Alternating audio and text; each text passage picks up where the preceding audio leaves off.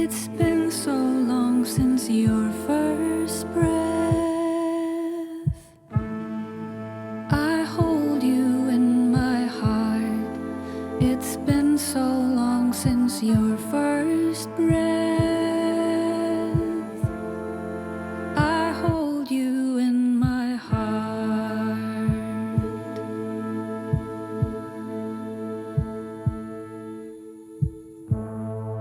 You needed water. I gave you the sea. You needed shelter. I gave you the tree. You needed fire. I showed you the sun.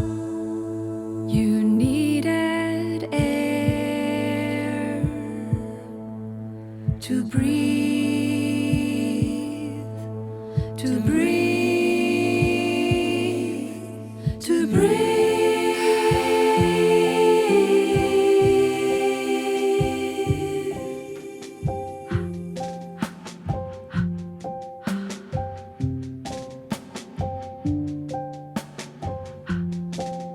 I give you all I have, but you always want more. I give it freely to you, but you always want more.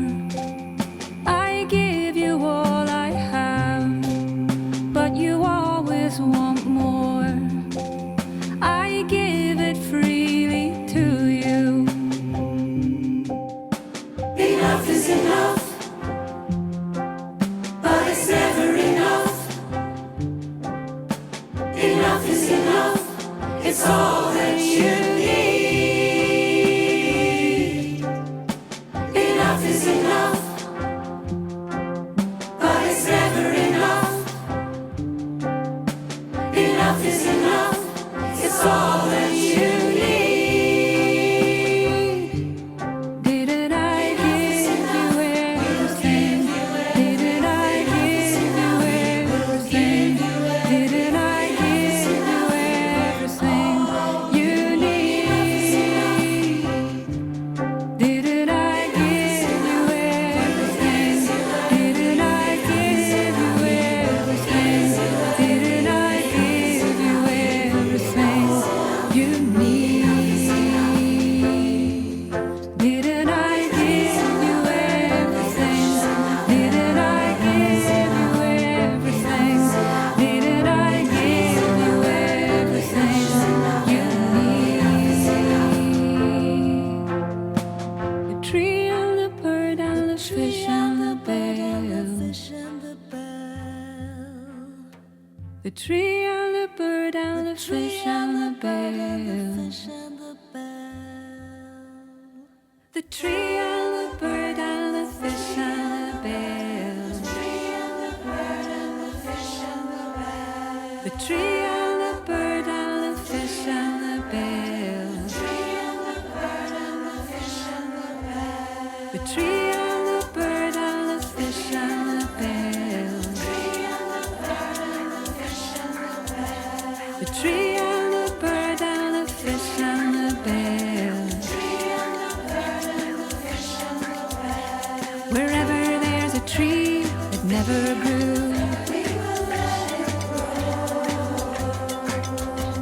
Wherever there's a bird that never flew. Wherever there's a fish that never swam.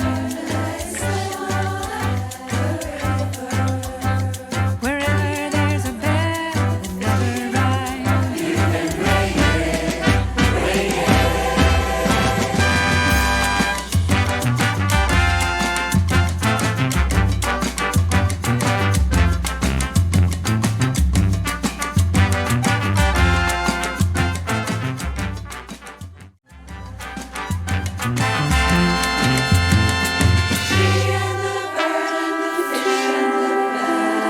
Fish and the bell.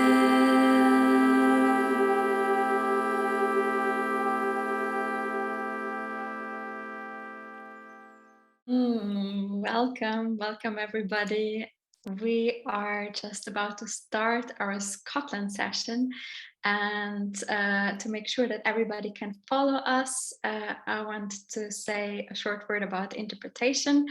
If you need translation from English to Spanish, si necesitas traducción de inglés a español, there is a button at the bottom of your screen that says interpretation. You can choose the language that you would like to follow here.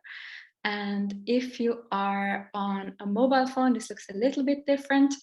There are 3 small dots at the right bottom corner of your screen. If you click on that, you can also find language interpretation and choose the language that you would like to follow.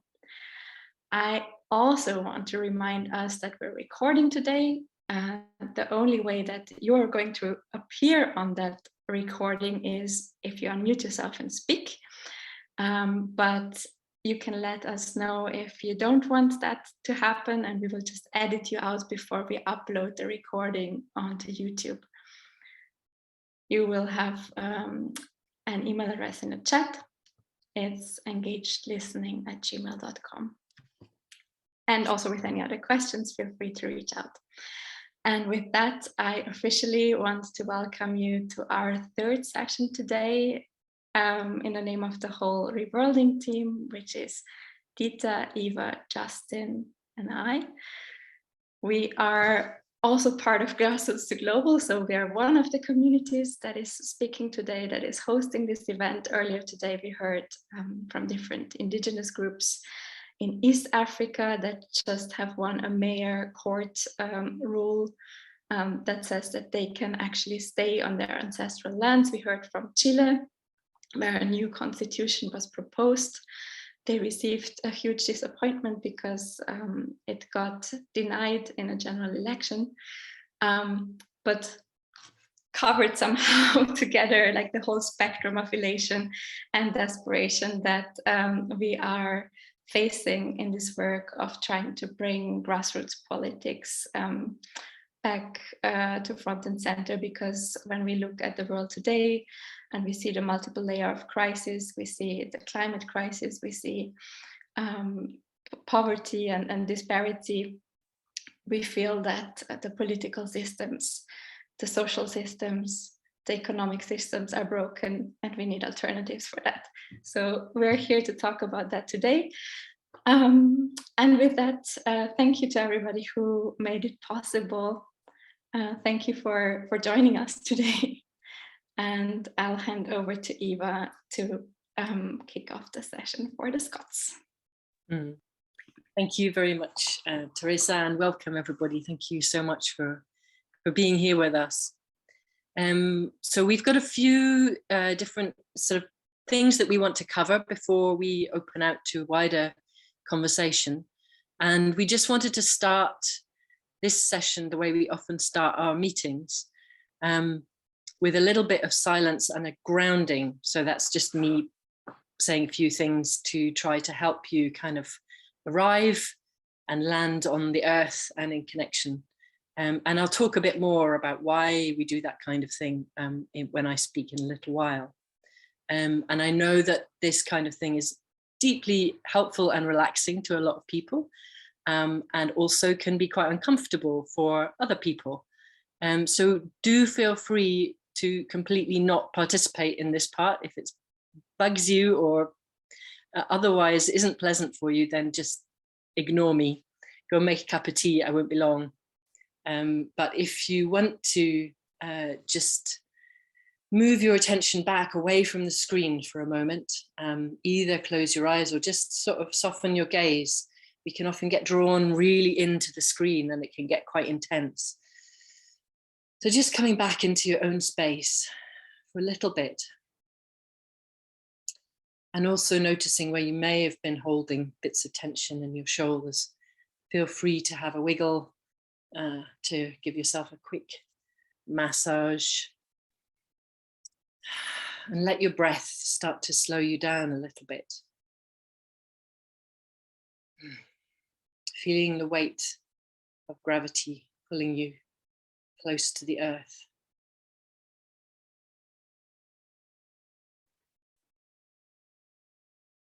and aware that although the people who are present here with us may be very far apart from one another,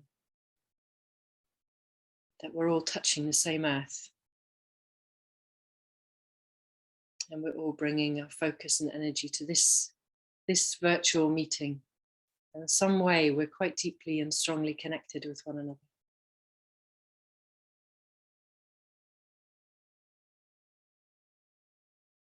We're just here as ourselves. We don't have to perform. We're just here as people who care and are trying to make sense of our world and how we could make it better. So just be quiet for a few seconds. We can go into our own space.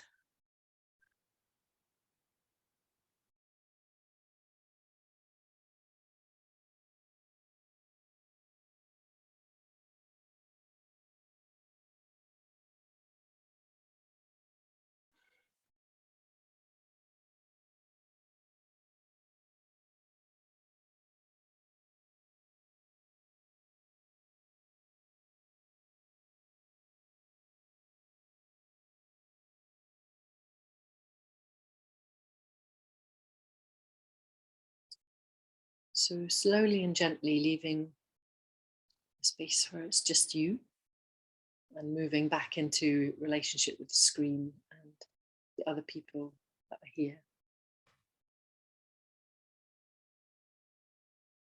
And just notice if it feels any different to when you left. For me, as there's a more softness there and a little less of a kind of racy feeling that I had. So yeah, it was good for me anyway. I hope it was good for you. So I want to pass to Justin, I think, who's going to start the story of the work that we've been doing, we being Grassroots to Global. So the name we've given a bunch of ragtag people who are trying to make interventions in terms of this kind of better form of democracy. So yeah, kick us off, Justin. Thanks, Eva, and thanks for that pause. I guess that pause is kind of what an assembly is a pause to think and reflect and ground rather than rush into action, because when we rush into action, we very often repeat the very thing that we're up against. So I just want to tell you a very quick, short story about the Climate Assembly in Scotland that Kate Dyer, who's here, and I were on the stewarding assembly of for Extinction Rebellion Scotland, and that Eva, who's here in Scott, who may be here virtually a bit later, but through presentation, and Min Black were also very involved in kind of trying to shape. And I just want to tell that story because that was Extinction Rebellion calling for a citizens' assembly on the climate in Scotland to decide what action should be taken. And it wasn't in place of action. It was to try and ensure that the government could step out of its electoral cycle of having to get re-elected and actually listen to the people, a representative sample of the people, 105 people who were chosen at random, but to be a representative sample of the population by gender and income and all sorts of things. So if 105 people could make a decision about what kind of move forward we needed, then the politicians could use that as their kind of excuse or their reference points. They wouldn't have to take the blame for making radical action happen. So I guess I just want to tell you the story of an experiment, which is where we tried to help the system to make rational decisions and move forward. And I guess in this, just highlight that a bit like that pause that Eva took us into, pausing and really reflecting deeply could be a really helpful part of taking action, getting the right action. So I want to show you a 2-minute film in a second, which is the film we put together to kind of get the movement for a climate assembly in Scotland started. And this was after we'd occupied the debating chamber at Holyrood. We'd occupied the Scottish Parliament, about 40 of us, was it? Or I think 40 of us from Extinction Rebellion in Scotland. We managed to get in there through interesting means, and we managed to occupy the debating chamber. We held a kind of a symbolic citizens' assembly where we were considering proposals on the climate and how to deal with it.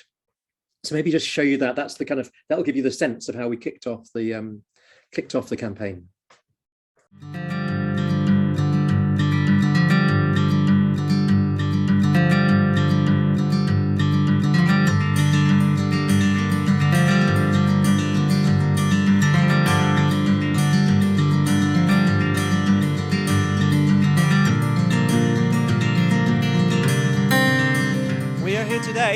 at the Scottish Parliament gathered in a citizens' assembly to draw attention to the breakdown of our climate and the ecological emergency.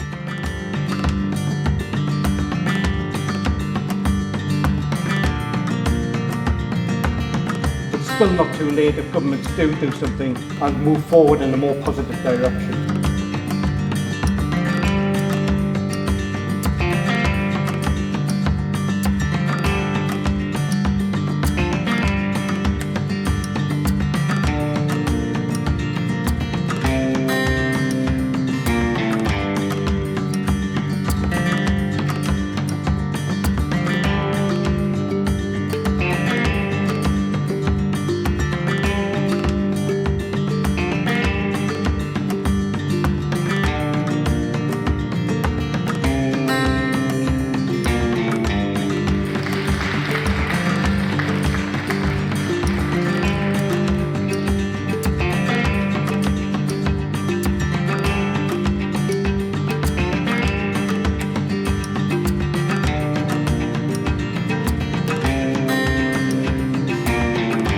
We live at a time of unprecedented climate chaos.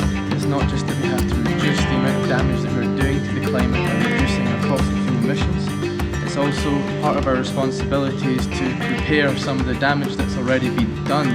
Being responsible with telling the next generation actually what is happening and what the consequences are and what the solutions are.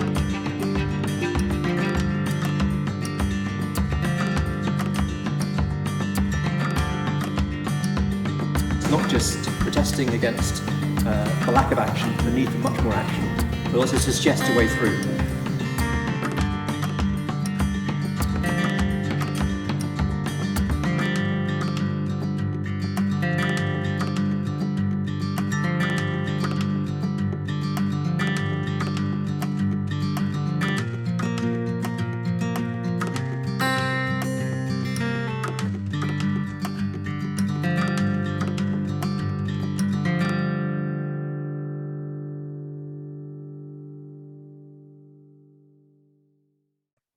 Sorry if that was too much more music after the other music, but anyway, I hope that gives you a flavour of how we were launching that and what we were hoping for.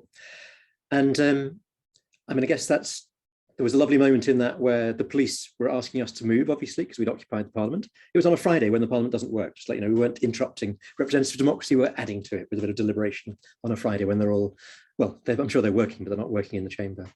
And there was a moment where the police were kind of demanding that we left, and Eva, who was facilitating, kind of said, okay, we'll just break into groups and discuss that. We broke into groups and discussed that. And then we came back with our deliberations that we're not moving yet. And we kind of let them know when we would move, which was a couple of hours later. And it was just a nice energy shift of like, not protesting back, but just deliberating and thinking. And I was playing the role of the expert witness, proposing cap and dividend as a solution. And that was rejected by the Assembly because it was too moderate and weaker an approach. And I guess that's what, so we were just symbolically going through the process of deliberating, listening to experts and deliberating. And what we'd hoped for was an assembly which would consider the depth of the crisis and the level of transformation needed to meet that crisis. So that was January 2019. And then in February, March, the Green Party in Scotland called for a climate emergency to be declared, but all the other parties voted against in the Scottish Parliament. Then in April, we occupied the North Bridge, blocked Edinburgh traffic and so on, did a lot of actions. And a short while later, the government, the SNP government, Nicola Sturgeon, at their party conference announced that it was a climate emergency that we're in. So you could see there was a shift from a huge vote against when the Green Party proposed it to being for and stating, yes, we are in a climate emergency. And likewise, the idea of a citizen assembly, climate citizen assembly, was not accepted. At that point, we held a kind of rebel camp outside Parliament, a very creative process in June of that summer. We negotiated with different members of different parties, Lib Dems, Labour, SNP and Greens, and Mark Ruskell, one of the Green Party, one of the Green members of Parliament, proposed an amendment to the bill going through the Scottish Parliament that in September, the amendment was to have a climate assembly, and that was accepted by everybody. So you can see quite a shift between January, February through to September, quite a shift around the climate emergency and around how to respond to it. So then, and I guess I just want to emphasize that that's where change comes from. So it looks like we had a climate assembly because there was a motion went through Parliament. That's what it looks like. In the history books, that what you would see. in reality, it happened because of movement on the streets and people pushing for it. It's like with land reform. There was a 2003 Scottish Land Reform Act that looks like it gave rights to communities to take back their land into common ownership. And that was not because of that act. That was because of Assynt and Knoydart and Egg and other places in Scotland having already pushed for it. So change happens from below and then is resisted and sometimes accepted by those in power. I just want to put that on the table as being kind of how change happens rather than it being bestowed from above.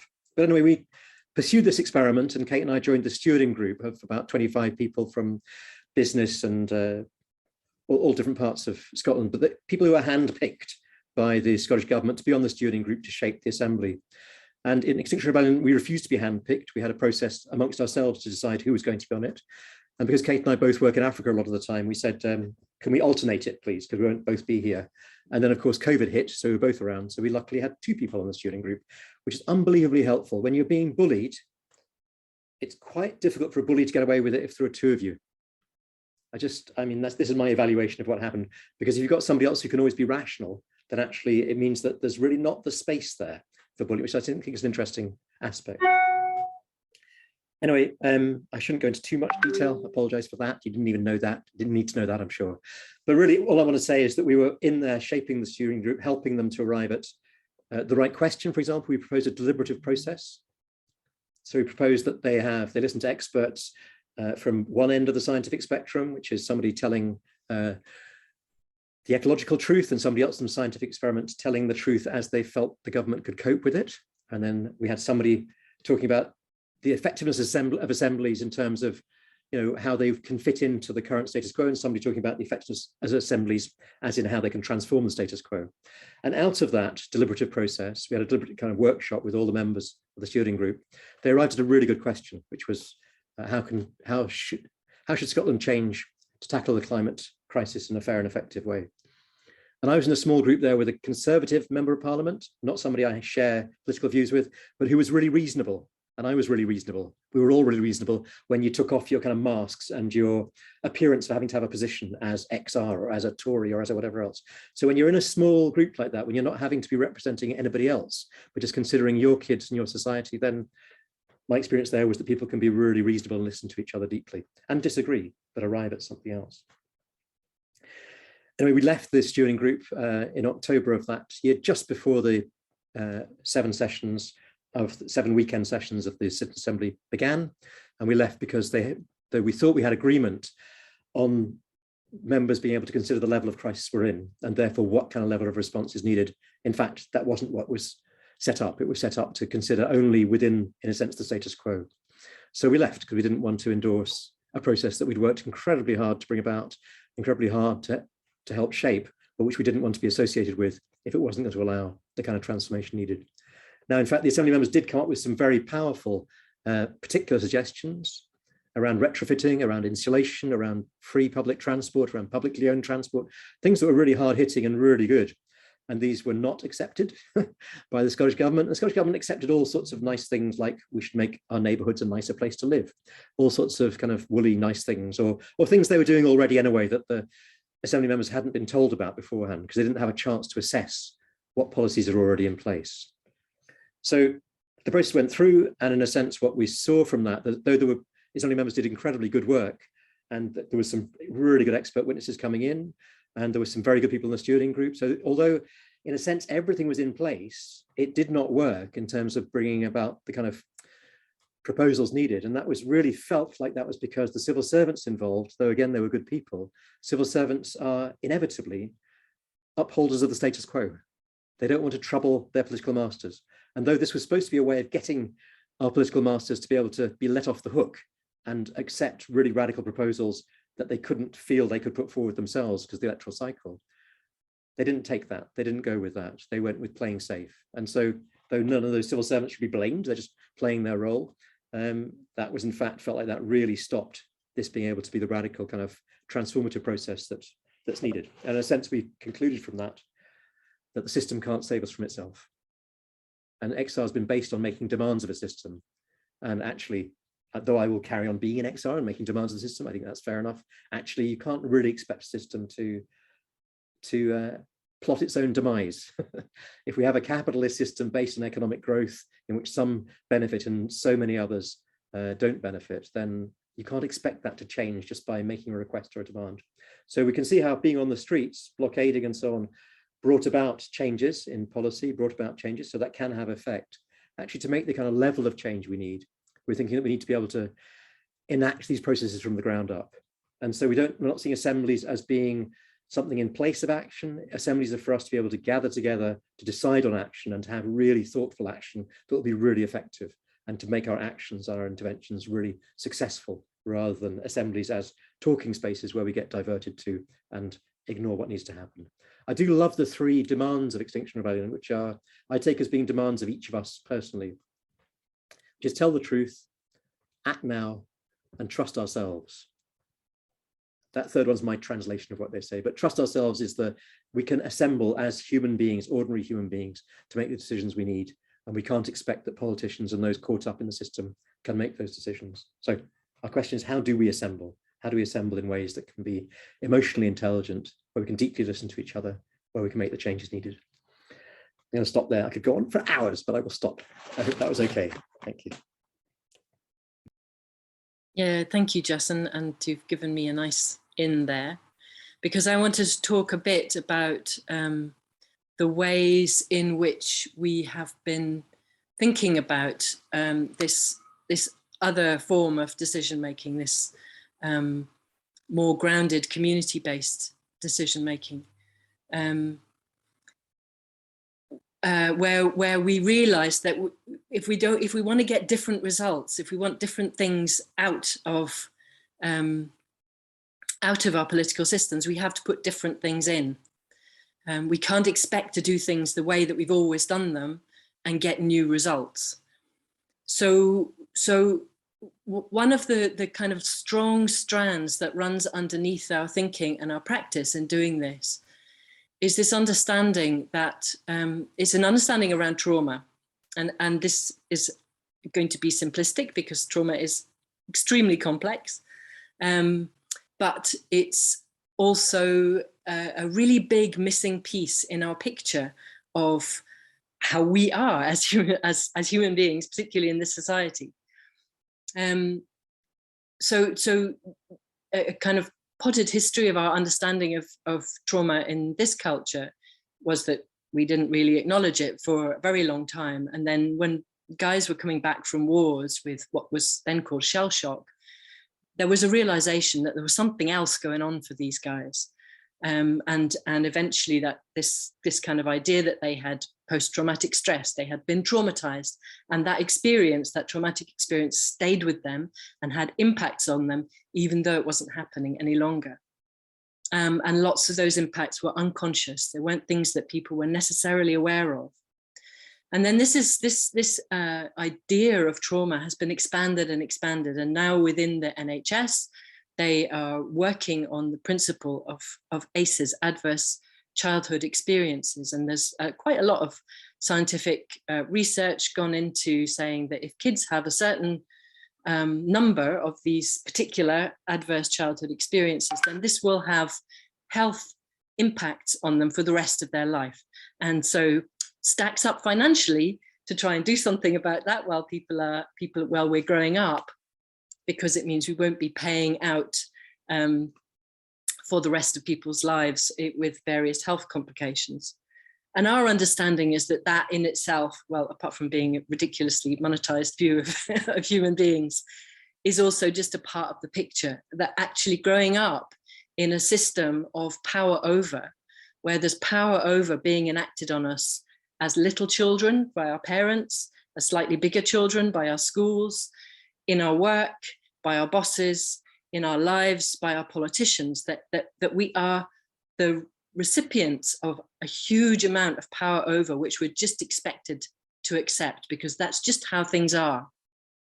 That is traumatizing, and that we all of us have traumatic patterns within us, traumatic ways of doing and being, that impact on us, that impact on our relationships with other people, that impact on our ability to be empathic and to think really clearly together. So the long and short of that is that we feel that there's a need to be able to address that within our decision-making processes. Because if people are in a reactive state, they've been triggered into trauma by something that somebody else has said, then they need space and time to be able to unwind that and come back to them. They're regulated, they're happy, they're sort of full self, because what trauma does is it cuts us off from ourselves. And you know, as in a nice kind of like double bind, we also are not supposed to think or talk about trauma in this society. We're not supposed to talk about our emotional reality or about the insides of ourselves. And so it becomes quite countercultural to even mention this stuff, particularly around politics, where the whole idea is that we're these polished, glossy people who know exactly what we're talking about and we can be leaders. When nobody's really like that. Everybody's a little quivering pile of jelly half the time and can be really coherent and compassionate sometimes and gets triggered other times. So we're trying to work out ways of building these kinds of processes into our decision making, into our assembly processes, without triggering people by doing it. So a lot of that is about having not power over happening, because that for lots of people that is very triggering. So having clear and deliberate processes which are connecting and which slow things down. So like that moment we had right at the beginning, which many of us felt quite different afterwards, we're trying to bring in moments of spaciousness, moments when we could take a breath, like maybe now, because I've been rabbiting on really fast. And trying to teach the skills of self-reflexivity. So asking really simple questions like, what happens to me when I hear something that I don't like, and someone says something that I don't like? Most of us will either get into feeling quite aggressive and wanting to nip back, or into backing right off and wanting to get away. But if we can notice that, if we can suggest to ourselves we might be able to make different choices, then that's the beginning of being able to be differently in relationship with one another. So let me just see if there's anything else I wanted to say. I just wanted to say one more thing about this the kind of local, because we also think that this is really important, that we're making decisions in our places rather than in some kind of central place, some government place. We may need to have collective decisions and collective agreements, but so little of our power belongs in our communities. But that's when we can make sane and rational decisions. Nobody's going to put a massive piece of infrastructure in their own community. Nobody's going to put a waste transfer site or a nuclear power plant in their own community. We only make these decisions because we think somebody else is going to have to pick up the tab. So it's kind of like the reverse of NIMBYism. It's like, you know, we need to make decisions over places that we care about and places that we're impacted by. So that if the things that we want are not sustainable, then maybe we just can't do them, or maybe we can't do them like that. It forces us to reevaluate what's really important, because these things are going to impact on us and the people that we care about. And also being able to kind of do this in relationship with people. When we really get into connection with one another, when we're really, really listening and using our empathy, we can get into a state of flow where we're no longer reacting to one another, but we're opening up a subject, we're understanding it more and better, and where we can come up with new solutions or new ideas to try, because I don't think we do have solutions to this incredibly complex mess that we're in, but we probably could work out a next good step together. So these are some of the things that we've been thinking about. And what we really wanted to do was to give you a taste of one of the assemblies that we've been part of, or one of our members, Scott, has been part of. I don't think he's going to be able to be with us, but he has sent us a video. And he was working with Ishbel, who's also here.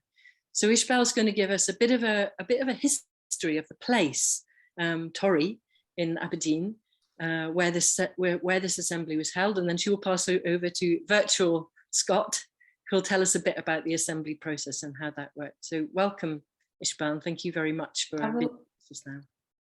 Sorry, I will just jump in here and remind you of something that you asked us to remind you of, namely to pause. We just heard a lot of words, and sometimes just hearing the word trauma and distress can trigger things in us. So I just want to invite all of us to take a breath, maybe move your body a little bit if you need to look away from the screen for a moment, or remember that you actually have feet. Please do that.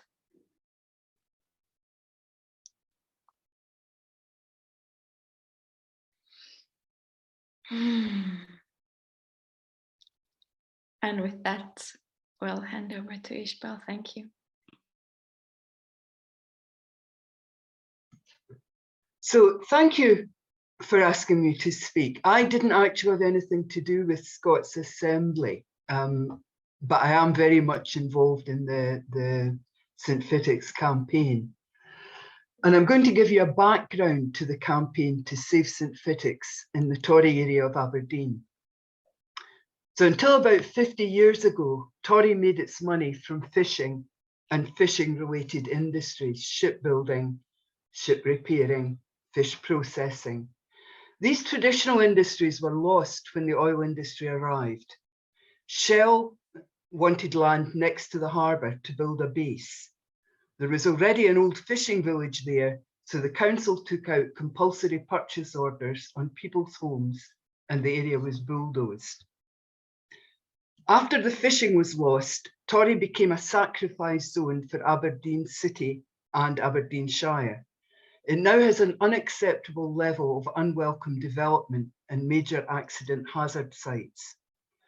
Life expectancy is 13 years less than it is in the leafy suburbs of Aberdeen.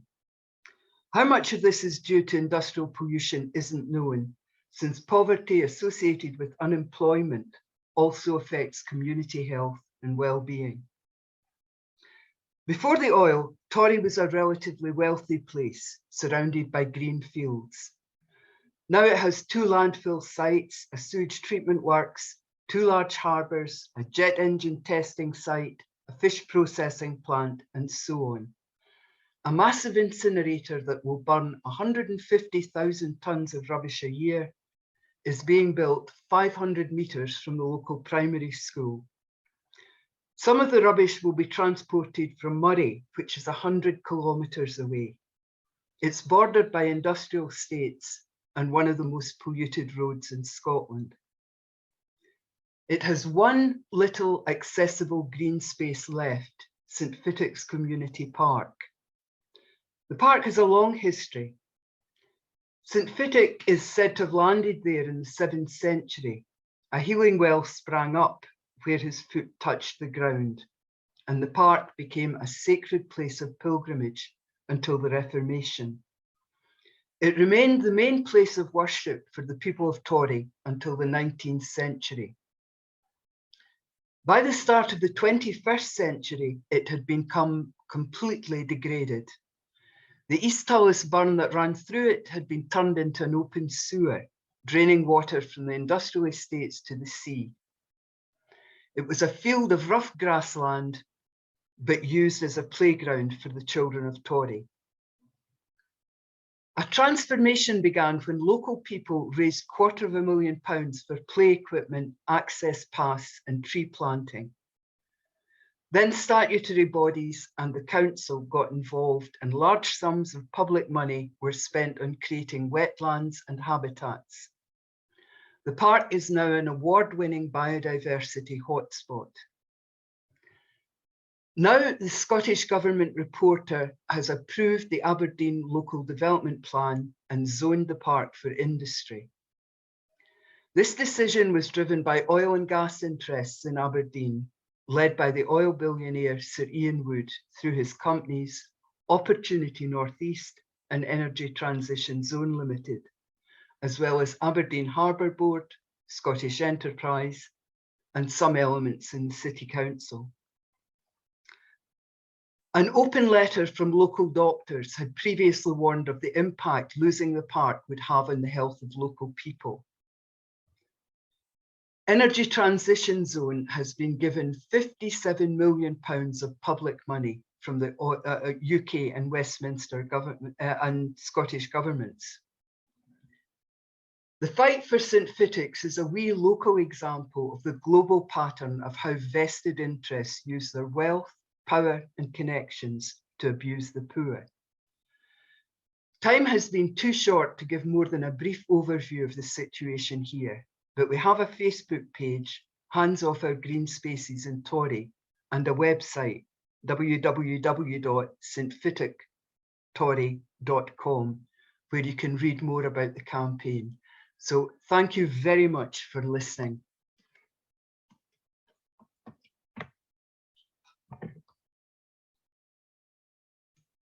Hello, everyone. My name is Scott Herrett, and I'm here to talk about the Tory People's Assembly. I'm sorry I can't be there in person. I'm currently in Sutherland, which is the far north of Scotland, which has had its own history of land dispossession and land grabs and all sorts of things. So obviously I'm not here to talk about that. I think by now you've probably been given a bit of the history and the context surrounding the issues around land and St Fittick's Park in Tory by Ishbel. So hopefully by now you're sort of familiar with the background to the Tory People's Assembly. So I'm just going to talk about how I got involved in the campaign and in actually putting helping to put an assembly on. So it was actually through a talk that Ishbel gave to the Aberdeen Social Centre, which is a place where sort of various sort of social justice, environmental justice, climate justice groups meet in Aberdeen. And so at the same time, I was involved in the early stages of Grassroots to Global and thinking through with other people in Scotland about the idea of assembly and assembly processes and how that could be useful, especially in the sort of time that we're in now, where it appears that our sort of traditional decision-making processes through the state or government and sort of don't seem to be working or not really fit for purpose. So, so the first thing, obviously, I did is I actually did a presentation to 3 people from the Friends of St Fittick's group, including Ishbel, about like this idea that I had an idea that maybe an assembly in Tory might be useful in some way for the issues around the park, and also to sort of maybe give the campaign a bit of more of a public boost. So I did a presentation to the Friends of St Fittick's, and they said yes, that it'd be cool. Look, they was interested in the assembly, having a people's assembly in Tory, and so after that, I then basically helped form a planning group. So this involved people from within the Friends of St Fittick's campaign, people in Tory, and also people outside the community who were familiar with People's Assembly processes. And you can see the names of the people in this slide. So the other thing that we wanted to do is obviously come up with an actual aim, like what is the point of a Tory People's Assembly? So we actually created a core aim which says the aim was to create an opportunity to work collectively on a community-led approach designed to ensure the park continues to meet the needs of people in Tory and wider Aberdeen. So this aim was really a response to the sort of the lack of trust that people in the community told us they had towards the city council and sort of wider decision makers. So really it was about actually trying to enable the power within the community to basically make sure that the park stays a park and it continues meeting the needs of people. And so on top of that, then we came up with an actual question which we would pose at the People's Assembly. And the question was, what should happen next in St. Fittick's Park, and how do we make that happen? So the key thing is obviously asking people what should happen in St. Fittick's Park, but the key thing is actually how the people in the Assembly and the wider community could actually make that happen. So the People's Assembly wasn't about like a consultation and then we was going to go and ask the city council to do something for us. It was actually trying to like, well, how does the people themselves make something happen? So to do this, we come up with a process, and you can see the on the screen now is like the schematic of the process. So it's quite complex, but basically it borrows parts of sociocracy and also consent decision making. And the idea would be to come up with a series of proposals and then try to get consent from the assembly itself. I probably won't have time to go in exactly what we did, but we used this idea of good enough for now, safe enough to try. So the other key thing, what we wanted to bring into the assembly process was basically a recognition that emotions play a role when people meet, and when anybody meets, certain people say something and people can get emotionally triggered, which can maybe take the conversation or deliberation down some route which is perhaps not helpful. And so we introduced various aspects to acknowledge that element. And one of them was actually having like breaks, having sort of pauses of silence for people to reflect. And then another little thing was basically to encourage people to like be curious, especially if they hear something that somebody doesn't agree with. And then the final thing was actually try to get people to own what they say. So if somebody's expressing an opinion, they say like, I think this or I feel that, rather than this is how it is, like saying something as a matter of fact. So just little things like that, which hopefully made the deliberations more fulfilling, I guess, for people there. So what happened? So we actually had about 40 people turn up, mostly from the community, and we also had like 7 facilitators. And so the process of the assembly was essentially an introduction. So what was gonna happen. There was a bit of context setting, so a little bit like what Ishbel has provided up to now, like why are we here? And then we heard from a proposal. So the proposal was for what we call an asset transfer of the park. So basically what this means is there's certain legislation in Scotland which makes it easier, but it's not easy, it's actually quite difficult, but enables communities to basically take ownership of like assets or of land or of buildings. So that was the proposal.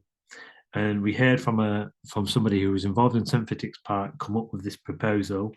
And then there was a deliberation round where people broke out into groups. And then we had a feedback session from the groups. And then after that, idea would be to come up and improve the proposal with the hope of actually getting some sort of consent from the people there. But what happened is what was clear from the proposal is that people needed more information. So it was unlikely we was going to get some sort of consent. And so what we decided to do after the lunchtime was just simply to feedback what the different groups had discussed. And also we sort of opened the mic up for sort of further comment and from the people who were there. And so in the end, what we heard from people is that they generally like the idea of the community sort of taking control, taking ownership of the park, because the main thing was that what we heard was that's how the best way to secure the future of the park. So even if we was able to defeat the sort of ETZ Limited and it, then the fact that where the park is in relation to the new harbour, that there would be other sort of plans or developments proposed in the future. So the idea is if we could take ownership of the park, then that would prevent that. So, but like I say, it was people wanted more information about an asset transfer and what actually that meant. And so, but what happened after the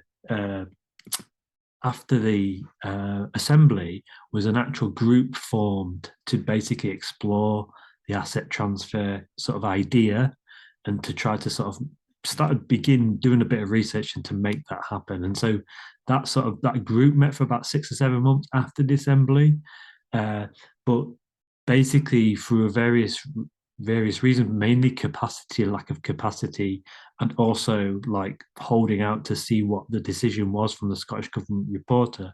It's sort of on pause at the moment, and a lot of the focus is back now on the sort of core campaigning to sort of prevent various planning permissions go in for the park. So that's sort of the outcome. So the asset transfer idea is still there. It's still potential outcome.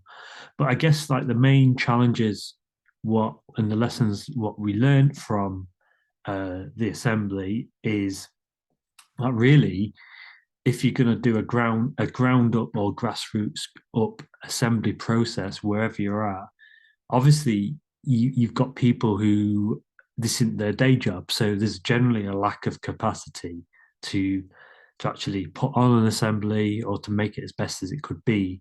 But then equally, especially in a community like Torry, which has like it suffers from people on low income or maybe in precarious sort of work.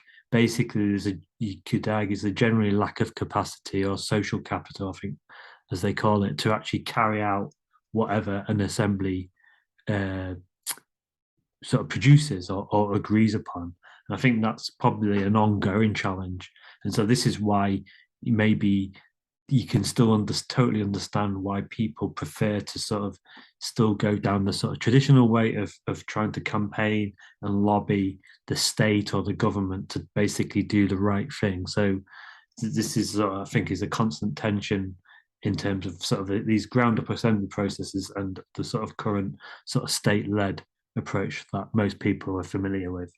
So I'm going to leave it there. I mean, I literally only touched on what we did, but we've produced an actual an assembly report, so you can actually scan it with using the QR code. And yeah, if you're interested, I encourage you to read it. Sort of, we wrote it.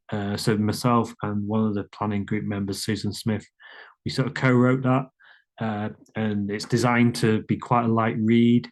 We don't actually call it a report, it's more of a story, so you can sort of read it from the beginning to the end in about maybe 25 minutes, and it sort of tells you a bit more. So I'm sorry I probably can't be there for questions, but Ishbel was actually at the assembly, so I'm sure Ishbel could share some of her experience about being at the assembly. And I think maybe there might be other people who are at the assembly who are in the session now, so maybe they could add some more sort of context to it. But thank you for listening, and yeah, again, I'm sorry I'm not there. I'm sure it's an amazing event, and if anybody wants to speak to me about the assembly, then I'm sure you can get in touch with me if you get in touch via Eva or Justin or whoever else from Grassroots to Global. So thank you.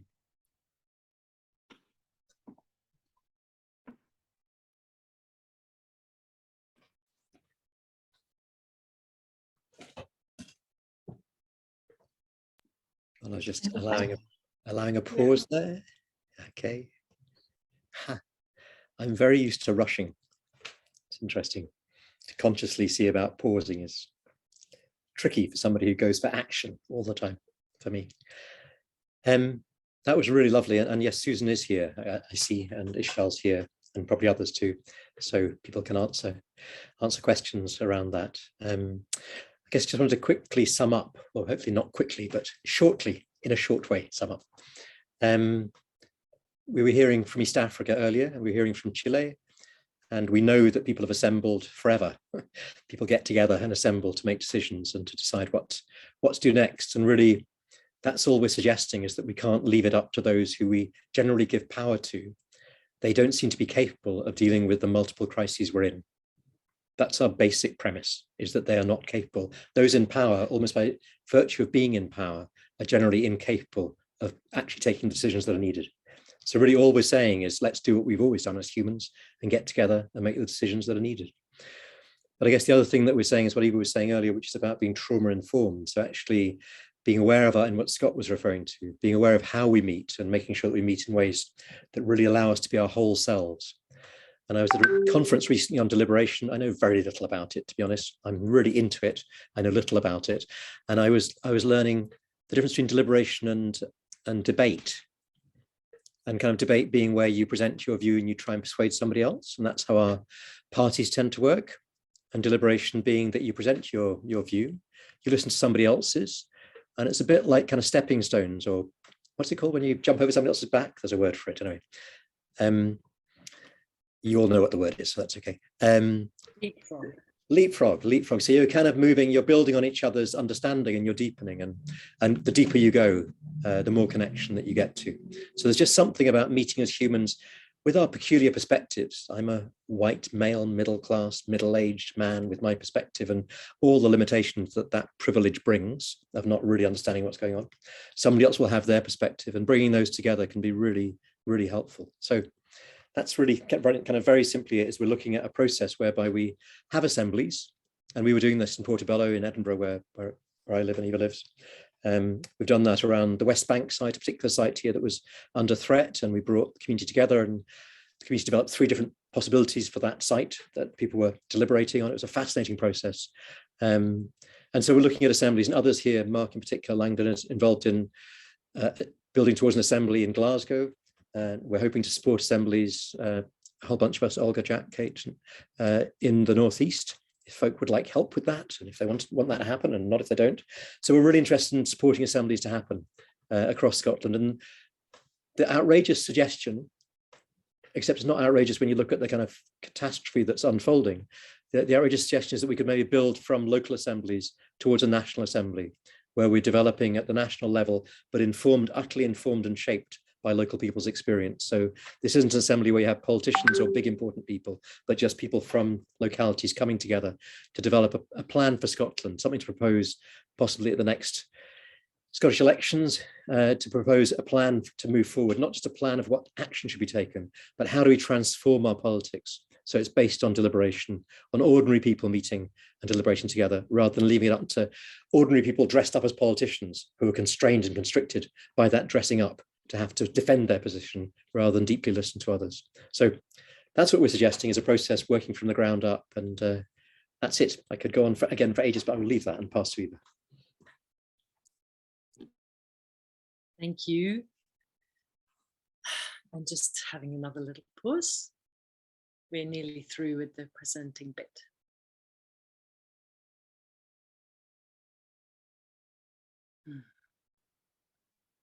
Yeah, I guess all I wanted to add to that was that we're in the process of reaching out to people elsewhere in Scotland who have an interest in this form of sort of deliberative grassroots up democracy.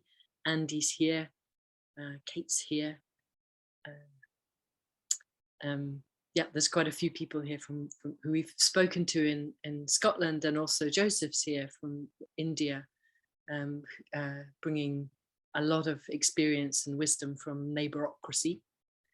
And we're having a gathering later on this year, which we're seeing as a kind of follow-on of this gathering to try to nourish and nurture this idea that we could deliberately set out and collaboratively set out to change politics in Scotland, with a view to creating something that is pro-people and pro-life, and sort of emotionally, psychologically and culturally informed, so that we don't make the same mistakes and fall into the same traps, or if we do, we notice it, that our politics has done.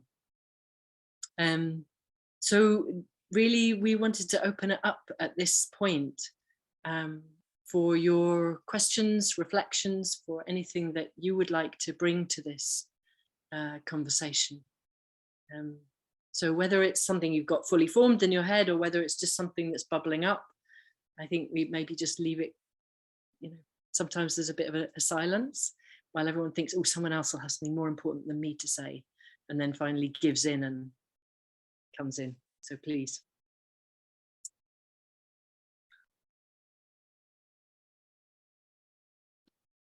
Ishbel.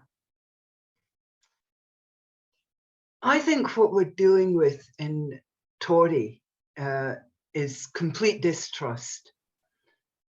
40 years ago, I was a Labour Party organiser over there, and at that point, everyone voted Labour. You know, it was a sort of joke that you could ring a bell in Tory if the vote was going down elsewhere, and people would come out in their droves. And they were betrayed. So they switched to the SNP and they were betrayed again. There's been multiple interventions. You know, this is a special area of development area. So you have lots of external people coming in to try and improve the situation, and not really doing anything very effective. The local development officer, for example, brought in lots of artists because he was going to turn the place and put them in empty shops, and that fell apart.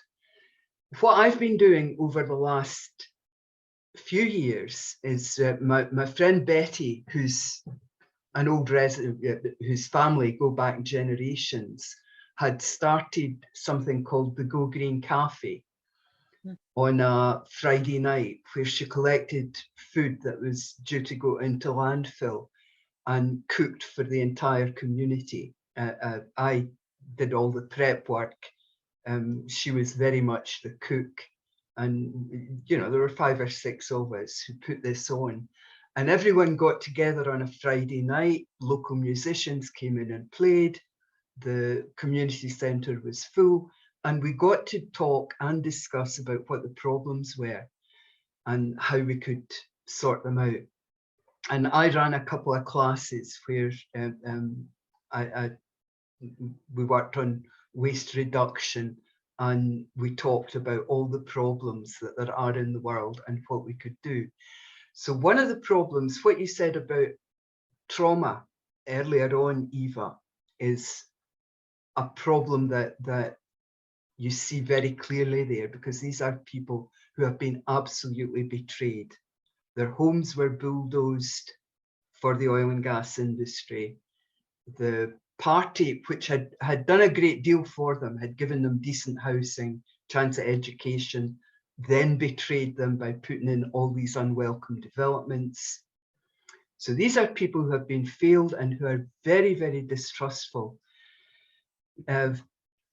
That's just what's going on over there. What I think we should be doing at this moment is going round the doors, speaking to people, with local people that they trust and know, and saying, we have to fight this. Because 30 years ago, we managed to have a campaign in Tory where we got 1,400 people in the music hall in Aberdeen to stop an incinerator.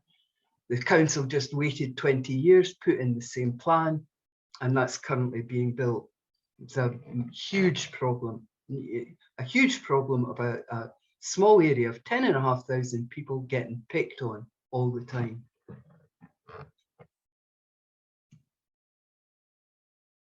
Yeah, thank you, Isabel. You've summed up so much in that. of the kind of situation that so many communities find themselves in, and the need to kind of rebuild trust and relationship in the face of not very much of that at the moment. Okay, so more people. I think it was Mark first and then Susan. Mark.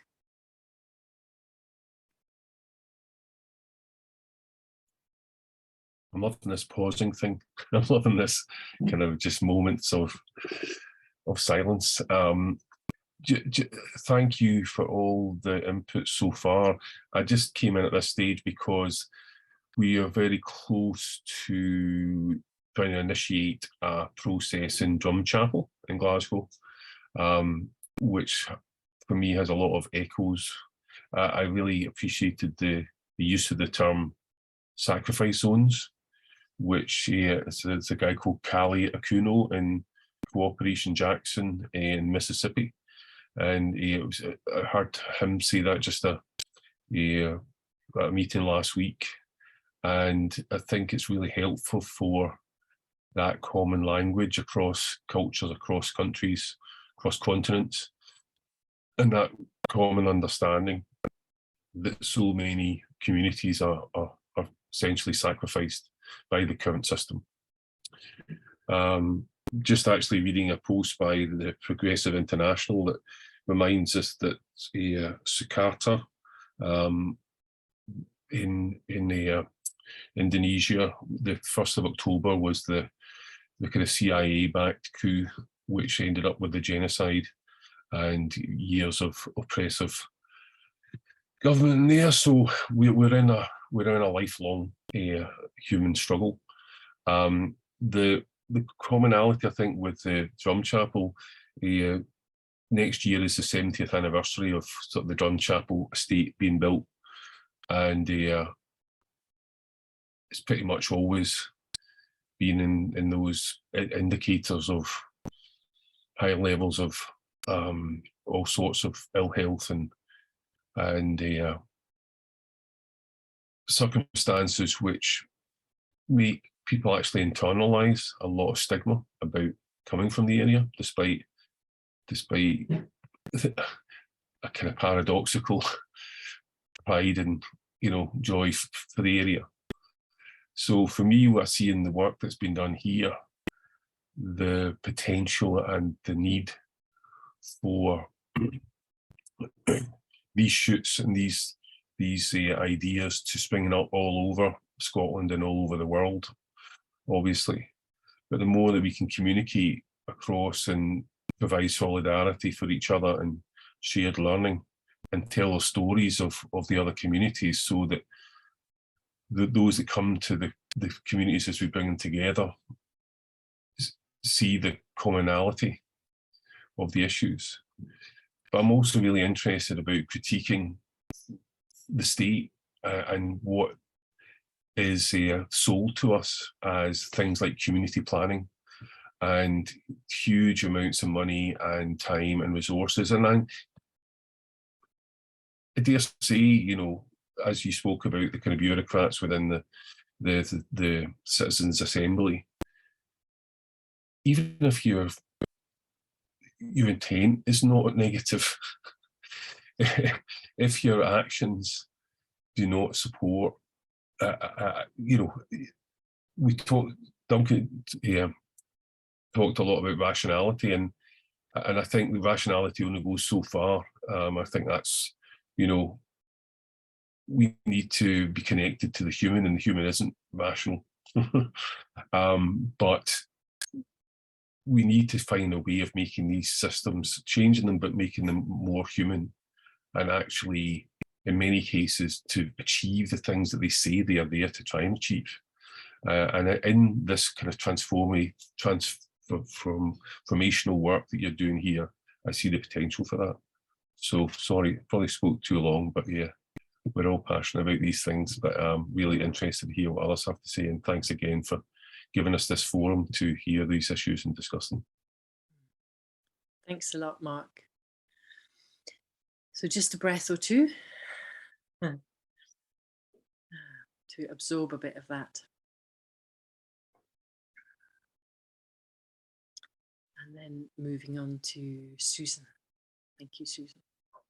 Yeah, I was going to be very brief because I'm a bit late already. I have to leave after this.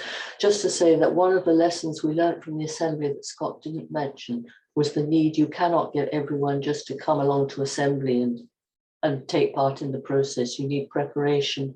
You need to be able to give people the opportunities to get together and talk, just as the way that Ishbel has described, you know, to get to know each other, to get to learn to talk to each other, to get to learn to trust each other. So that's me. So I think that's one of the things in the Tory Assembly you're mentioning that, you know, we'll be looking at. So yeah, thanks a lot, everybody. Lovely. Thank you so much, Susan. And Bye. so we have to dash off. See you soon. Hey, Sophia and then Kate.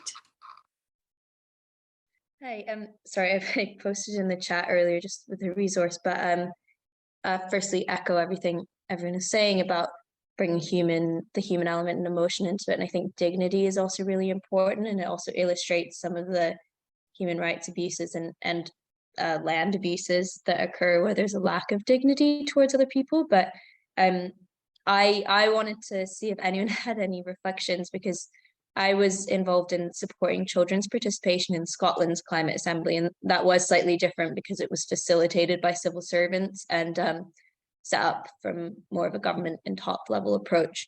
But the way that we worked with children in communities all across Scotland, and just we specifically worked with children who wouldn't normally have access to democratic processes and would most benefit. So we weren't working with climate activists or with professionals. We were working with kind of regular children, and they benefited so much. And actually the adults involved also benefited a lot, especially by the end. And I think everyone's reflections were that it really strengthened the outcomes, but that process came to an end. The resources came to an end. I'm now the only one in my workplace who has the tiniest bit of funding to pursue it. We've got these 42 calls to action from children that are really powerful on the kind of Scotland they want to grow up in, and also the time and urgency based on the fact that their future or their current lives actually are being destroyed by the climate crisis. But it's just, yeah, it feels like these assembly processes are great and they're proliferating, and I had an amazing time.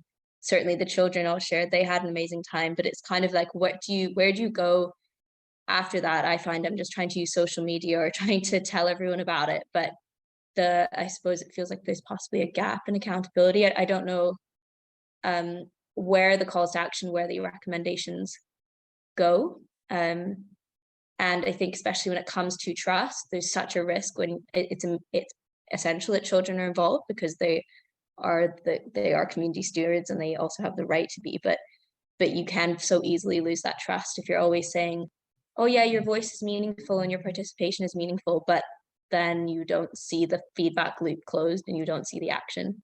And I know it was very long, but I'm just really interested in other people's experiences and ideas, because I do feel like that's something that comes up again and again. Yeah, thank you, Sophia. And it really strongly ties in with our thinking around the, so I'll just add in this little extra bit. We've been talking about there being 3 pathways out of assemblies, and 2 of them are kind of well-worn tracks, and one of them is a new one that we could make ourselves. So the first pathway is stuff that we can do straight away. So if this is a community assembly, there'll be things that we can just go ahead and do, because we don't need to ask anybody. We've discovered in the assembly that other people are interested, so let's just get together and make a community garden, or, you know, build a shed that we wanted to have out of scrap wood. The second pathway is one where we have to make appeals to existing power structures. So whether that's your local authority or the national authority, you might need permission, you might need a law change, or maybe it's people with money. You need funding to be able to do the things that you want to do. So that's another quite well-established way out of assemblies, and it's often where things get stuck, because as soon as you get something into the local authority or God forbid, into national government, it can get just covered in bureaucracy and lots of good intentions, but nothing ever actually happening. So the third pathway is what we're talking about. It's one that we imagine ourselves. So we imagine that our local assembly could join up with other local assemblies, and we could start to identify what are the main issues for our communities, what are the young people in these different communities saying that is in common, and we could take that up to a national level. So what we're talking about, what we want to do is basically a citizen-led National Assembly, where we step into responsibility and also into contesting legitimacy. So is the government who is hanging fire and allowing all this stuff to happen and not taking radical action on climate change, is it legitimate? Or is a group of citizens who put time and energy into this and who are really sort of searching their souls about how we can change the way that we live so that we can be fair and sustainable for all of us, are they legitimate? So there's a conversation and an argument and a fight maybe to be had there, but that's the fight and conversation and argument that we want to have, because we don't think that the current way that we've chosen to govern ourselves, or just kind of assumed that we have to govern ourselves, we don't think it's legitimate. So we're trying to create something else that is legitimate and is directly answerable to people in their communities and to their younger generation. So thank you, because I think that's, it feels like, in some ways it feels like pie in the sky, and in other ways it feels like this is just what we have to do. So, let's try it. We have come to this point where we have to try things that might seem a bit unlikely, but it's also the kind of time when unlikely things come to pass. So I want to pass to Kate. Thank you. I think my contribution follows on quite well from the last two. Just a small piece about the use of the word assembly and what it means to people in government. It was something that Justin alluded to as well. This whole sense that assemblies is just a new word for consultation, and it's very much trendy and in vogue. And when in the Northeast, recent application to do work around assemblies from some third sector organisations were pushed back from government. We know what assemblies are, we know what they generate, it's just reports. That's absolutely not the vision that Grassroots to Global has of what an assembly would do.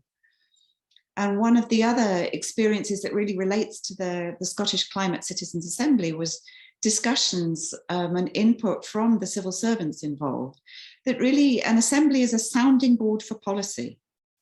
So they've got the kind of ideas within the spectrum of their notion of what's possible. So we want to know what a cross-section of the Scottish people would think about more cycle lanes or more retrofitting of houses with insulation. But it's all within very, very narrow parameters of what they define as the possible. And that's what government means by assembly. And I think it's really important that we reclaim the possibility of what assemblies could be. And that's about our imagination and taking it away from the civil service notion that it's just another consultation lever we could pull to see what people think if we go this way or that way. I think we need to really raise our level of ambition and our level of imagination about what this whole process could be like.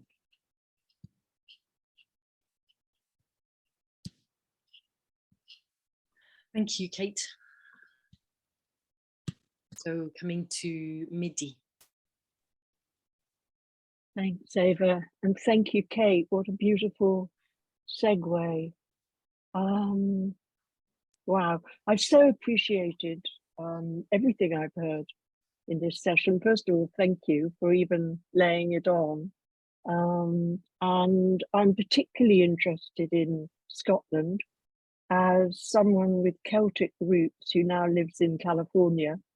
My roots are actually Welsh, deeply Welsh, but one of the questions I had in coming was whether there is any connection with the OPD movement in Wales, which is taking a one planet focus, and I think a really interesting path for exploration. But I want to say how much I appreciated Ishbel and Scott sharing the Tory story, because I think at the heart of what it is you're trying to do is something really important, which is focusing on actually the land.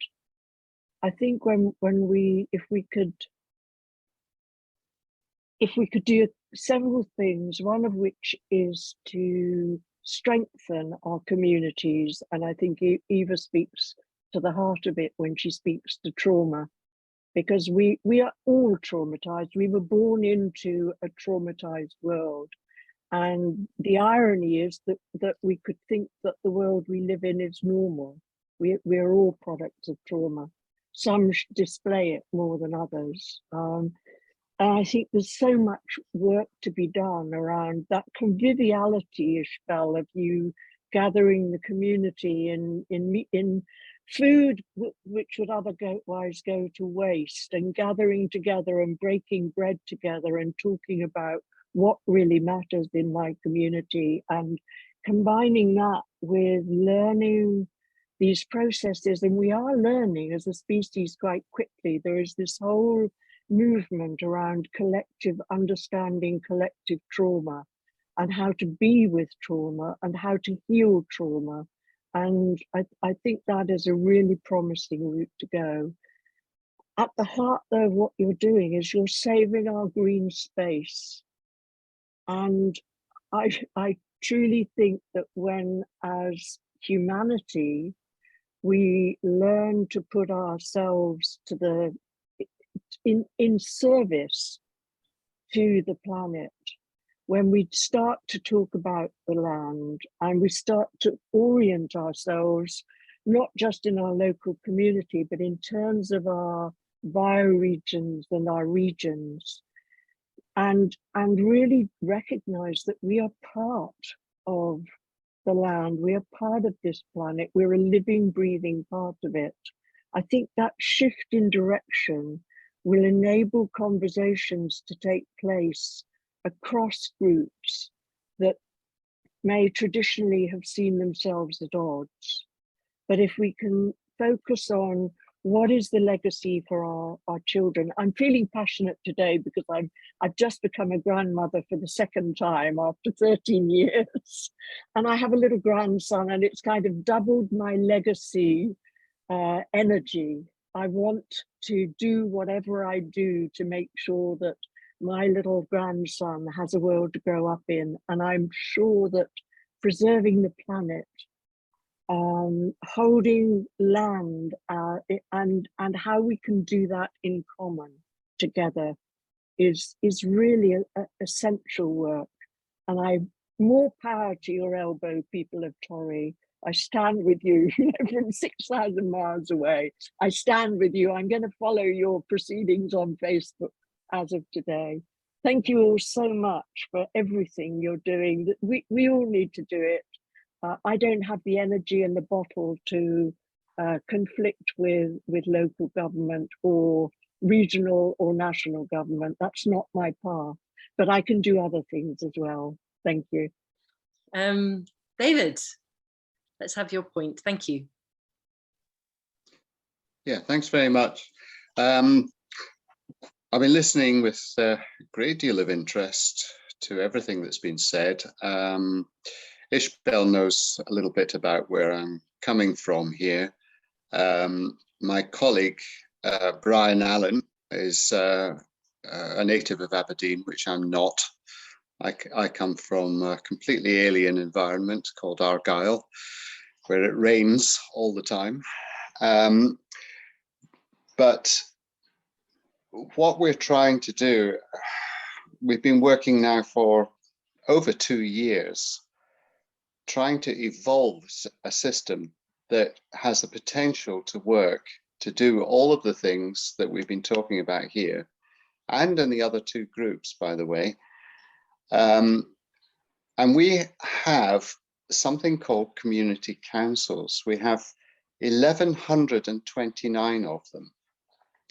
Now, they are actually formed as part of the political system, because one of the things that we worried about right from the outset was that assembly groups could be formed, but then nobody had the impetus really to listen to them. It's just a discussion group, is it not? So yeah, put your demands forward or whatever, and we'll think about it, and then we'll tell you what we're going to do, which is exactly what has happened in Torry, and is happening to a greater or lesser extent, probably a lesser extent, elsewhere in Scotland. Now, the purpose of the community councils, they've been set by the local authorities in the area. And the local authorities have got this idea that the community councils can be consulted, in inverted commas, whenever there's some local project ongoing, and their views may or may not be taken into account. But in fact, if you look at the legislation, the community councils actually have the right to do an awful lot of things, because nobody has told them in the standing orders that they don't have the right. So our view is to use the community councils as a starting point into which assemblies can feed. And these assemblies can be connected both to the council and to each other, and the community councils themselves could be connected to each other through a process that we've already set up, which is a series of Zoom platforms, Microsoft Meet, which I just have to put a proviso on that. We tried the original platform out and it didn't work, but we'll find a way of making one that does work. Effectively, the assemblies can then decide or determine things for themselves, even if they can't all be in the same place at the same time. They can actually still work together. They feed into the community councils, and between them, the assemblies and the community councils then elect a number of members to take their views forward with the local authorities, with business groups in the area, with any interest groups whatsoever. And furthermore, they can go forward then to a National Assembly. Now, we've worked out a plan for all this, and Brian did a beautiful little display, which he printed out, which I haven't got here to show you. I don't want to go on about it further because it is actually now very, very complex. And I don't think that we can really, I could go into it in its full extent. But our website, Scotland Decides, is going to be launched either tomorrow or Monday, depending on the weather. And in that, there will be a full description. There are 32 local authority groups within that website, which everybody will be invited to participate in. And I want to carry it forward. I would want to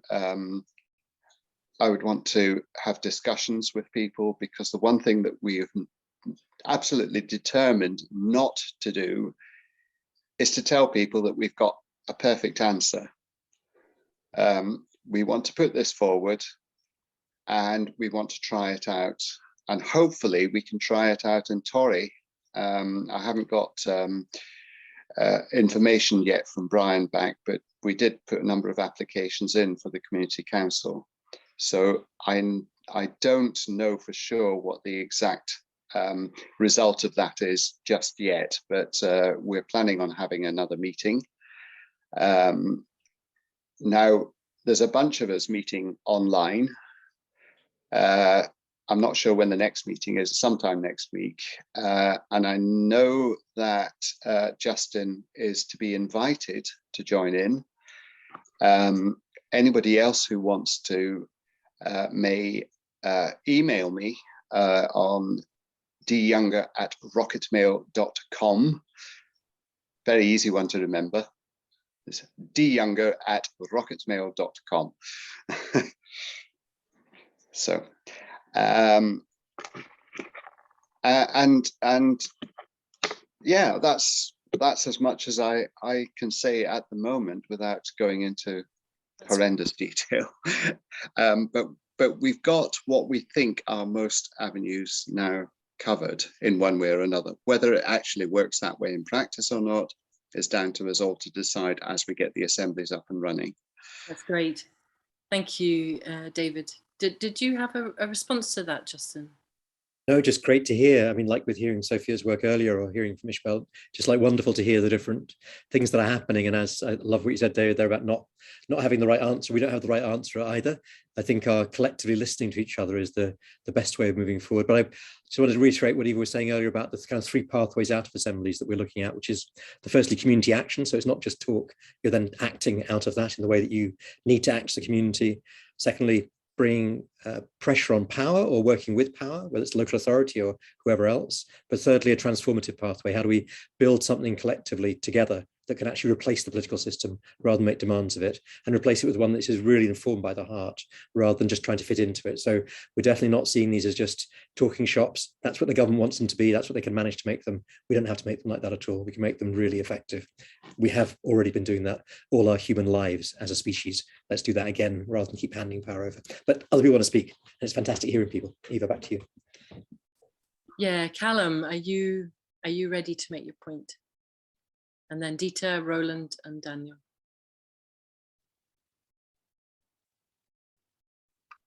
Yeah, not sure which kind of worms to open up here.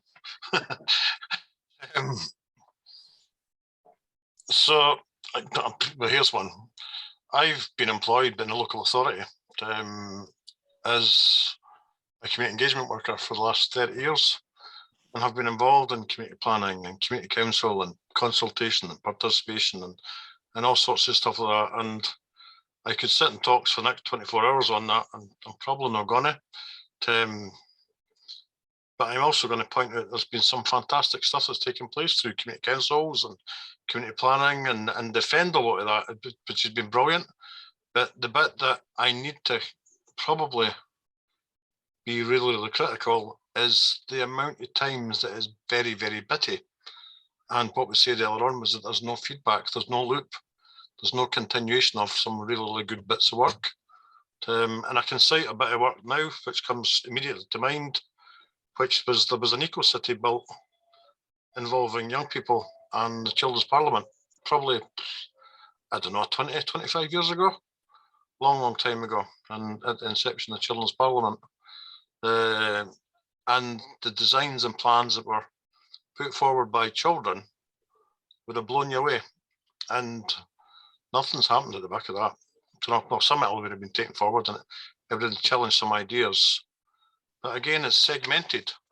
And we don't have spaces or individuals or processes where that can go through in a way that can be taken forward. And the one thing that sparked my dark, actually that's not true. There's one thing that sparked my dark about this conversation. There's been a lot of things.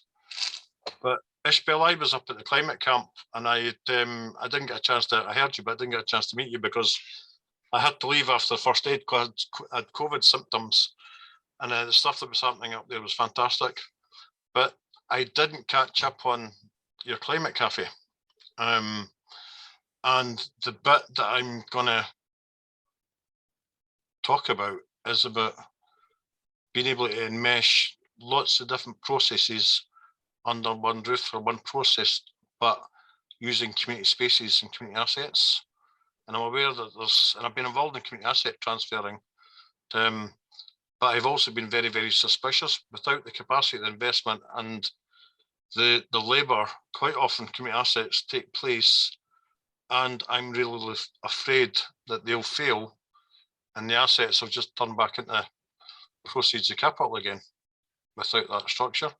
So the process is brilliant, and the spaces are really much needed, but communities need spaces to meet and talk informally so that they can get that informal loop, so that elected members, so that kind of assembly kind of people, or people involved in assembly, or kind of so you can recruit in the assemblies in that informal space. And our community assets are under threat just now across Scotland.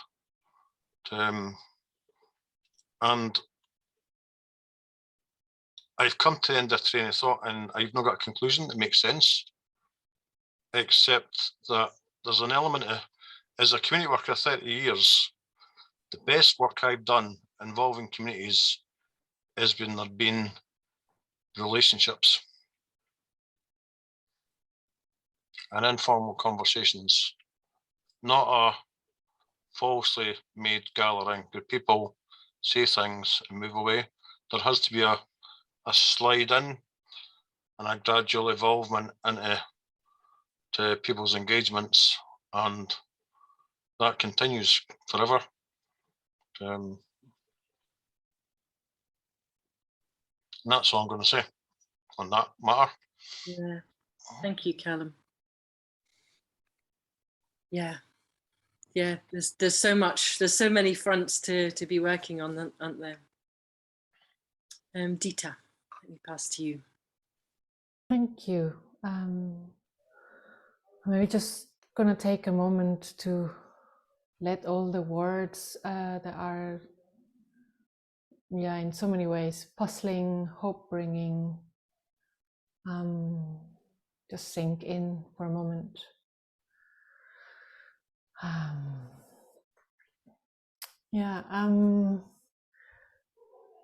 have been listening to all the different ways of coming together and make assemblies for change across different parts of the world today, and I've been very lucky to be part of some very long-term discussions around this as well. And there's a question that is kind of in my mind for a while now, but today, particularly listening to Scott's story about the Tory Assembly, I'm wondering, we heard earlier about the immense, unfathomable struggle of the African people who have come together and gone through enormous logistic challenges to create assemblies. And we've heard of the Chilean people before they actually went and had their assemblies to go through a process where they said, Chile is dead, there is no Chile anymore. We are so desperate. And then if I see the places in Scotland as well where assemblies seem to have worked, there's a struggle that people start feeling in their bodies. This idea of it's unhealthier to live in Tory than to smoke. Things like that seem to be. It seems that we need those triggers in some way for things to go beyond our best will, our best intention. And I have a sense that in the places where I have lived in Switzerland for a long time, and seen how the structure of assemblies has changed from a place where people had the will and power to do stuff and to transform what the assemblies produced into action, to a place where people come to assemblies, but it's more kind of, yes, we need to do this, but we really don't, we have so many other things we want to do. So I'm just putting that question there without any, just as a question, without any judgment, without anything. Do we need to have the struggle in order for the assemblies to be translated into action? And if yes, how do we do that? How do we bring a challenge that doesn't need that we actually suffer? Is there a way to do that?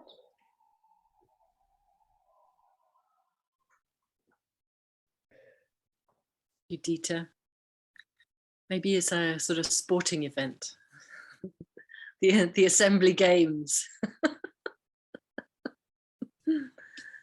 I would respond slightly, so just to be quick on that. In the last East Africa Assembly, the response from people was, there is suffering in these processes, there is struggle. It is a real struggle, we're up against real power, and you have to be willing to be courageous. That's what they were saying when people were asking for how can we do this. But that was the response.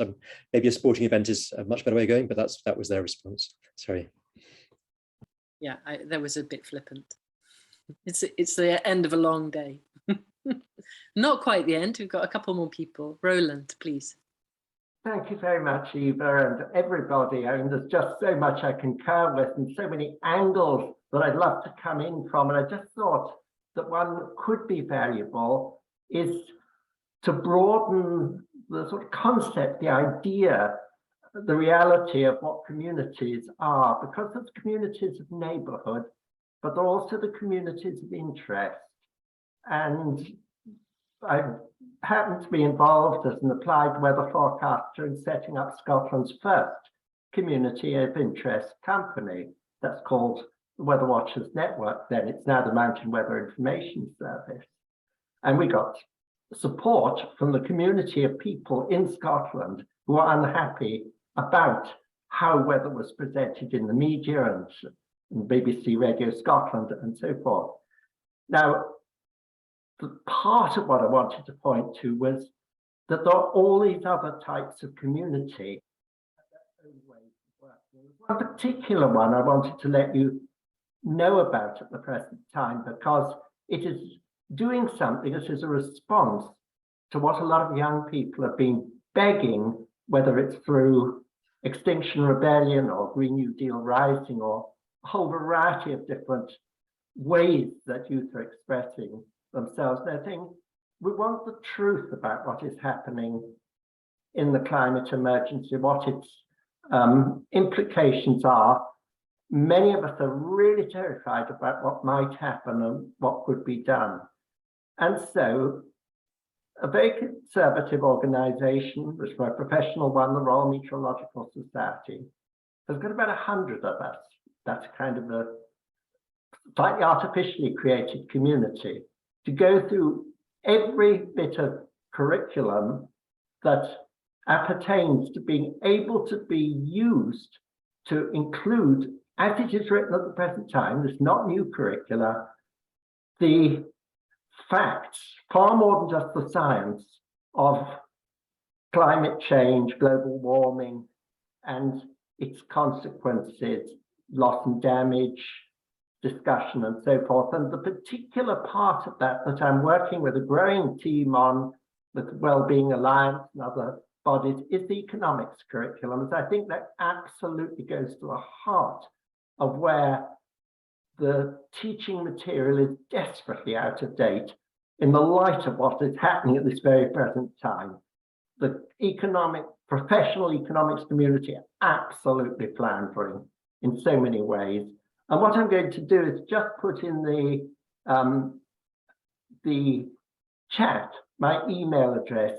And if any of you want to be linked into this or be kept in touch about what is happening, I think it's incredibly exciting and it's so important that young people are giving the opportunity, not just by selected expert witnesses at assemblies.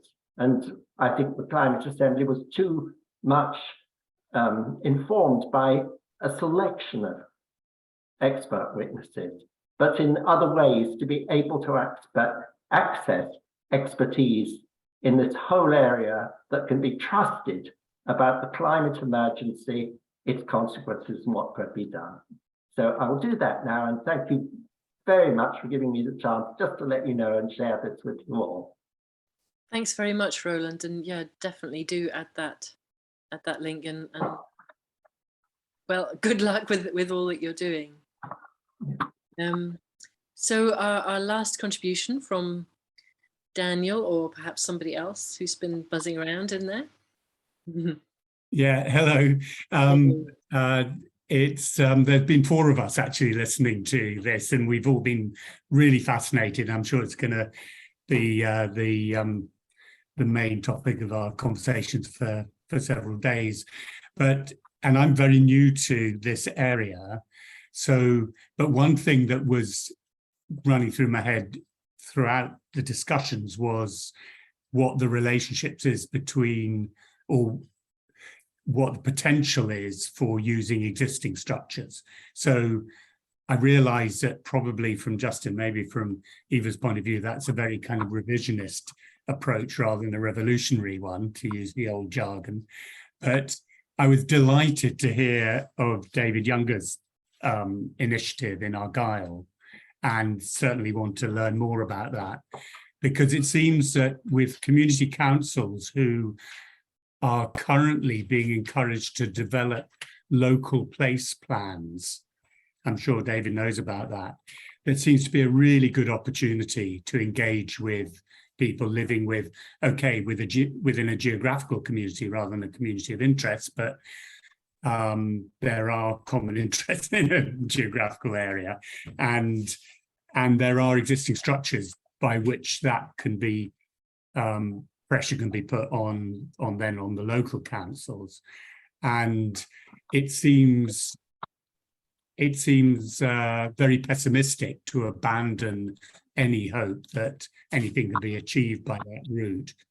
But the other thing that I'm really curious about is, if a People's Assembly or Citizens' Assembly is successful, particularly in relation to your third outcome from the Assembly, and you really achieve that and make action happen, who is the Assembly accountable to?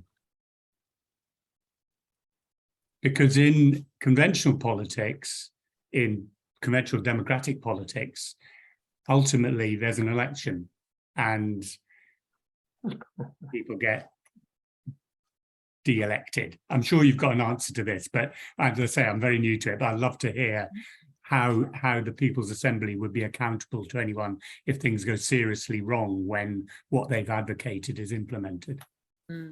Thanks, Daniel.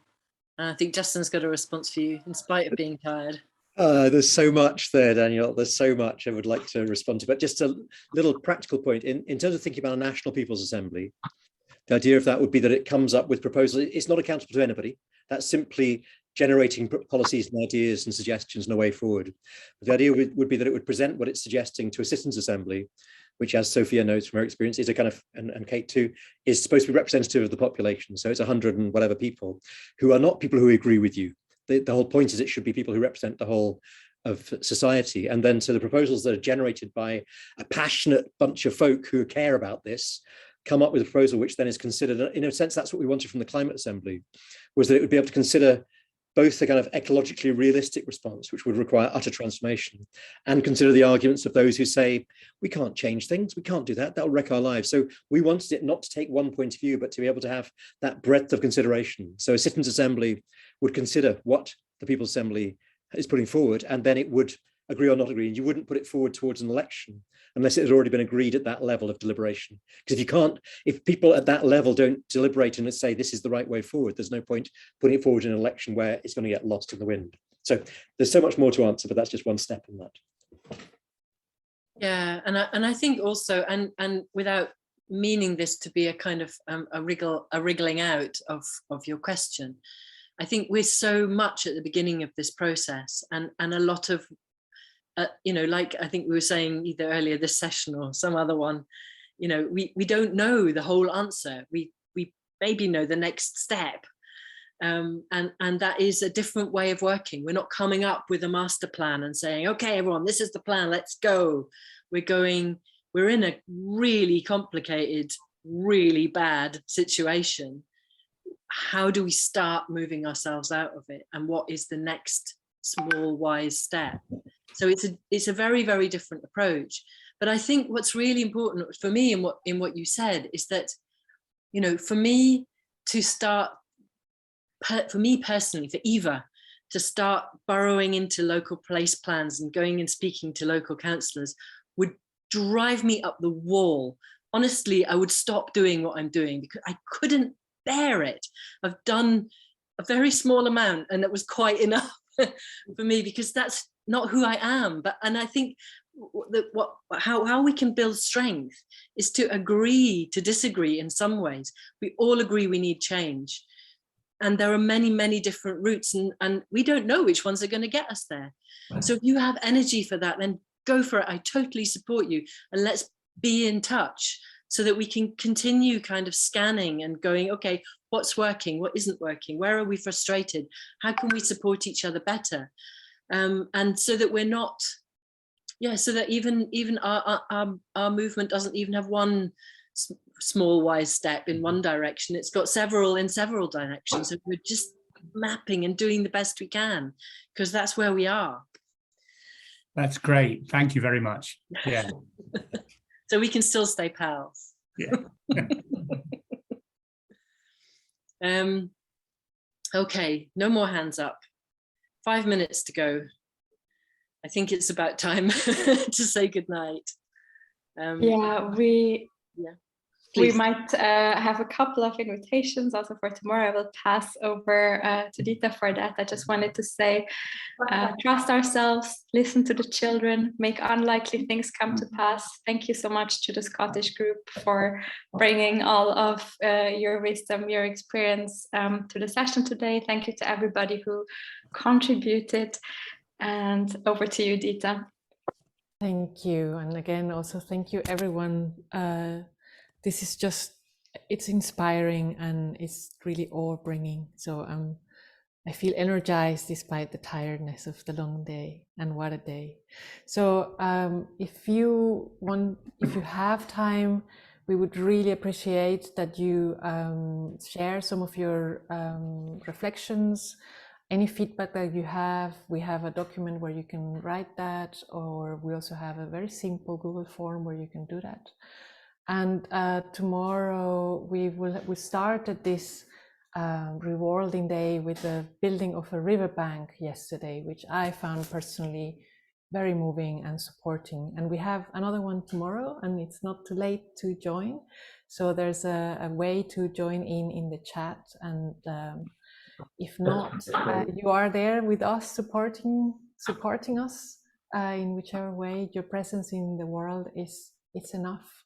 And I want to go away with that sense of we all are doing something by being open, by having our hearts shared and daring to speak out and to listen.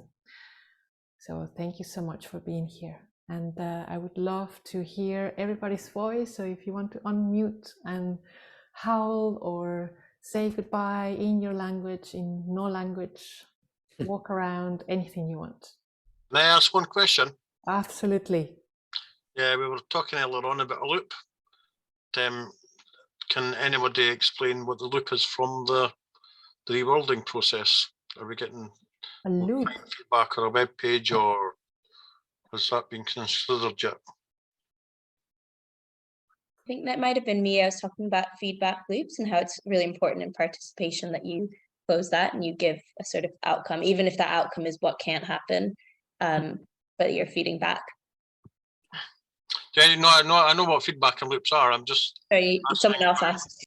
Asking about the and I mentioned it as well, but so I'm asking about the reworlding loop or feedback once the process is taking place. Yes, it's in. So we are part of that could come from your reflections. There will be all the videos will be shared, and we will be coming back. All the communities that have been part of today will be coming back together to digest, to harvest, to discuss, to support, to see what can come out of this time together. And yeah, you will get updates if you are registered or signed up for our newsletter. And we will be reaching out to all of you as well. And Carol, the link to Saunders Riverbank, it's a different one, and you should be able to get one if you're registered. We will send out emails to everybody we will check also for new signups tomorrow. So at least a few hours before the session will start, check your spam account if you don't see it in your main post entrance. Posteingang, I wanted to say in German. So now I'm getting confused with language. Inbox. Thank you. Thank you, everyone. Lots of love. Ciao. Bye. Bye. Thank you, everybody. Thank you. Goodbye. Good luck to us all. Good luck to us all. Bye. Bye.